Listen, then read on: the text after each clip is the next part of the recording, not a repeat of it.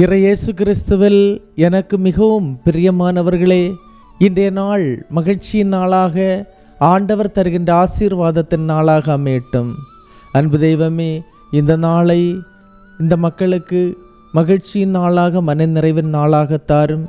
இறை வார்த்தையை வாசித்து தியானித்து கொண்டிருக்கின்ற மக்களை ஆசீர்வதியும்.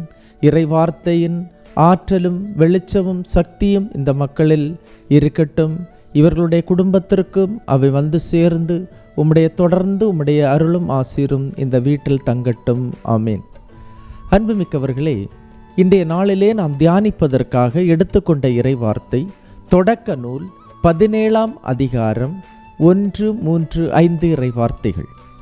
ஆபிரகாமுக்கு வயது 99 இருந்தபோது ஆண்டவர் அவருக்கு தோன்றி, நான் எல்லாம் வல்ல இறைவன், எனக்கு பணிந்து நடந்து மாசற்றவனாயிரு. பணிவு, மாசற்ற தன்மை இரண்டும் மிகவும் முக்கியமானது. ஆண்டவருடைய சந்நிதியிலே அவருடைய முன்னால் நாம் நிற்பதற்கு கண்டிப்பாக பணிவு தேவை, தாழ்ச்சி தேவை. ஆண்டவரே, உம்முடைய சந்நிதியிலே உம்முன் நான் ஒன்றுமில்லாதவன் என்ற பணிவு, என்ற தாழ்ச்சி.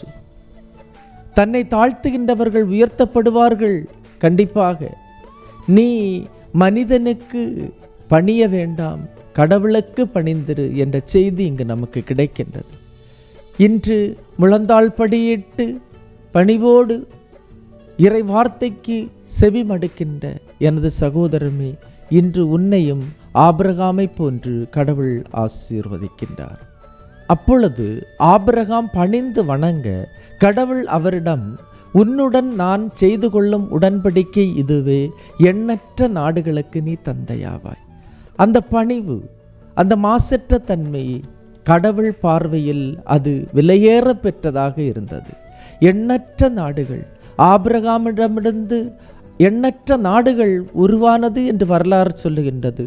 ஆபிரகாமிடமிருந்து பல அரசர்கள் உருவானார்கள், பல அரசாட்சிகள் உருவாகியது என்று இறை வார்த்தை நமக்கு சொல்லுகின்றது. தலைமுறை தலைமுறைக்கும் கடவுள் தருகின்ற ஆசீர்வாதம் தான் இது.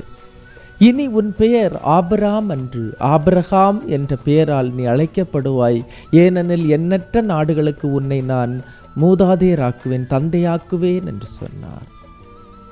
வாழ்வோர் அனைவருக்கும் தந்தை ஆபிரகாம். தாழ்ச்சி, பணிவு.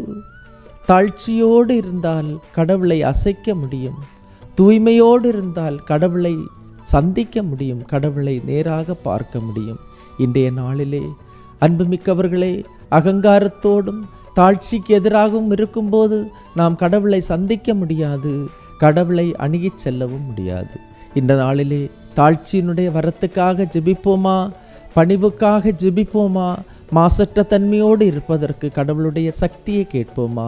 ஆண்டவரே, இந்த இறைவார்த்தையின் அபிஷேகம் இந்த மக்களுக்கு வந்து இவர்கள் இதயத்தில் தாழ்ச்சி உள்ளவர்களாக, பணிவுள்ளவர்களாக, தூய்மை உள்ளவர்களாக, மாசற்றவர்களாய் நடப்பவர்களாக இந்த நாளை இவர்களுக்கு கொடும். ஆண்டவரே, இவர்களை ஆசீர்வதியும்.